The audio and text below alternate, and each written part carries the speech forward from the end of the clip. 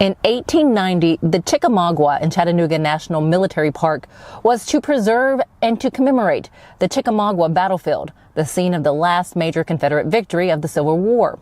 Our Tennessee traveler, Tom Adkinson, lets us in on programs, activities, and the best way to plan your visit to this historical site. Later on, get a look at the nearly 1,000 runners and ruckers who laced up for the second Clarksville half and 5K. But first, our headlines.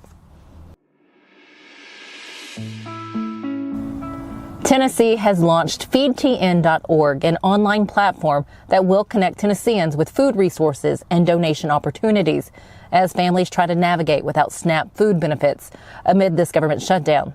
Nonprofits and community groups are also helping to make sure more than 690,000 Tennesseans who have lost SNAP are taken care of. For a location or help closest to where you are, just go to feedtn.org. The website makes it easy to search your county or zip code. 2 recent fires in Lawrence County are suspected to be the result of a wood heater. Though both fires remain under investigation, this is a good time to inspect and clean your heating systems before use and to update batteries in all of your home's fire alarms. Shout out to the Lawrence County Sheriff's deputy who made the extra effort to help one of the homeowners locate the family cat, which had been frightened beneath a bed. 34 communities statewide will receive funding from the latest round of 3-star grants.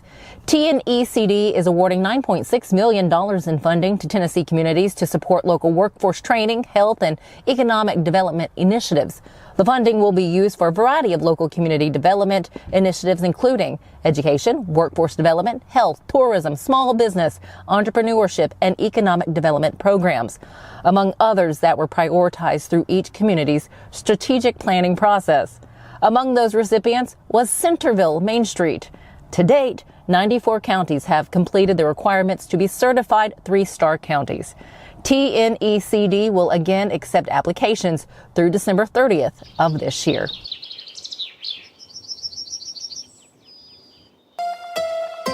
From the Tennessee Valley Weather Channel, this is your weather on Main Street.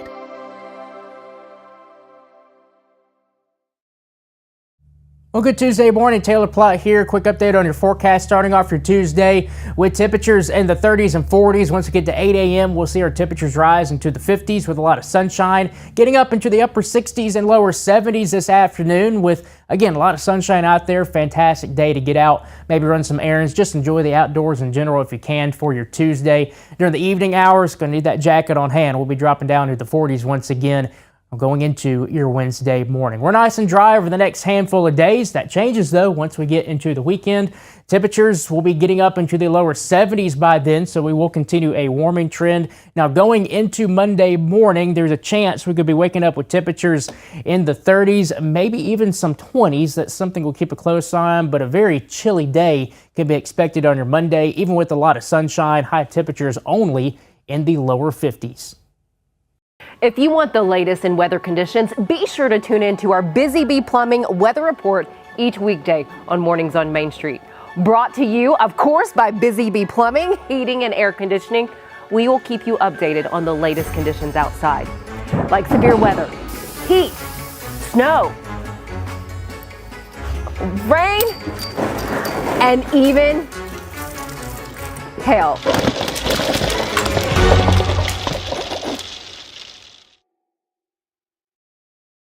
This holiday season, the largest lantern festival in the country returns to Nashville Zoo. Experience more than 1,000 all-new handcrafted lanterns, towering creatures, magical worlds, and a North Pole village. At the center of it all, the Smashville Ice Rink. Welcome back to Zoolumination at Nashville Zoo. Bigger, brighter, and better than ever. Welcome back to Mornings on Main Street. When visiting Chattanooga, you can not only get a little exercise, but take in and learn about the area history there. To tell us more, we have our Tennessee traveler, Tom Adkinson, because you know that he's already done this bike ride and he's learned all that he could. Always good to see you, friend. Thank you very much, and good morning to everybody. Oh, so what is this? What do we have here? This is a stretch of there's a long name for an attraction. It's the Chickamauga and Chattanooga National Military Park. Okay. It is little bit outside of Chattanooga, a little bit south. Its mailing address is Fort Oglethorpe, Georgia, but literally Chattanooga is within cannon fire distance of it. So it's a significant piece of Civil War history, but it's also a place to get out in nature and think about the things that have happened right there in our basic neighborhood. One of the important battles of the Civil War was at Chickamauga and at Chattanooga. It was spread over a number of weeks in 1863, and touring around on a bicycle or hiking is a informative and easy and fun way to absorb all this. Now, is there a tour guide that's with the group when you do this, or do you have on headphones and you're listening to something audio-wise? No. The city of Chattanooga occasionally has organized rides out here, but it's more individuals or families or a self-coordinated group. The National Park Service has an excellent visitor center. You can get oriented there, learn the maps, learn the story that you're going to see, and then just take things on your own pace. How many miles are we riding? Well, you can do as much as you want. I mean, there are 22 asphalt miles in the park, 50 miles of trails, and except for one portion of it, which is really a main highway, most of it's very lightly trafficked and just wonderful for bike riding. You ride along besides open fields and woodlands. Things open up, and there are monuments to the veterans who participated, and many places you can stop anywhere you want and just be leisurely about it. And so it's a really pleasant way to see things, and especially when you're realizing that you're looking at this when it's serene and pleasant, and trying to figure out or trying to wrap your head around the fact that this was a battlefield, 34,000 casualties. It's hard for us to fathom what happened. And then also it helps you understand the importance of the battles at Chattanooga, because Chattanooga was so strategically important in the war. Right. Any specific stories that we would hear, or any placards that we would see? Well, the thing that was most enlightening to me was how this event was spread over a considerable amount of time. The strategy of what happened and the tactics were intriguing. Chickamauga was the first of the big engagements, as I understand it. The Confederacy prevailed as far as pushing the Union off the field. They retreated into Chattanooga itself, which at the time was this little town of 2,500 people, but it had 4 railroads and the Tennessee River. So it was strategically important. And the Confederates were going to lay siege, and that started, but a matter of a few weeks later, Ulysses S. Grant came into the picture, got the Union armies organized again, and turned everything around. What about the visitor center? I'm a big visitor center gal. I love maps. I love pamphlets and souvenirs. Yes, this is an excellent one. There is a huge 3D map. The ranger staff there gives a great explanation explaining the tactics and strategy of what happened, and also pointing out that this event at Chickamauga occurred where 26 farm families lived. Their world was turned upside down. And you can see that at the visitor center. There is a tremendous museum of armaments there.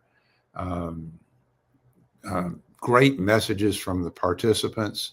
There's one quote that I have written down here on the side. It was a Union colonel who said, "It seemed as though a terrible cyclone was sweeping over the earth, driving everything before it." and you hear that from a ranger or read it off a piece of literature, and it just kind of gives you the chills. Just hearing you say that, yes, it does. Does it cost anything to rent one of the bikes to do the? Yes. Lots of people, of course, have their own bikes that they take on vacation. There is a bike rental place probably not a mile from the visitor center. And there are other places in Chattanooga to get bikes. Okay. So it's individual, but it's very easily done. Fantastic. That seems like one of the best activities there in Chattanooga. And there are so many. Y'all keep traveling. Thanks, Tom. All right, stick with us right here at Mornings on Main Street. We have more coming up after this. He shoots and he scores!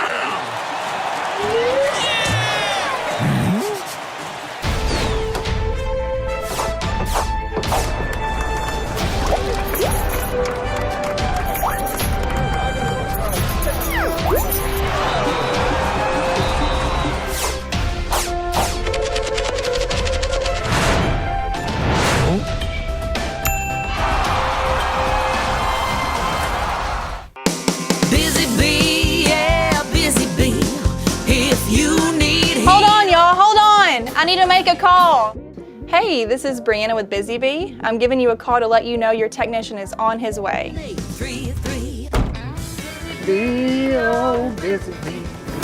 Guys, not yet. Not yet. Busy Bee, now I'm ready, guys. Call 775-7833. As you can see, the early hour did not seem to bother race participants taking part in the second Clarksville Half Marathon and 5K.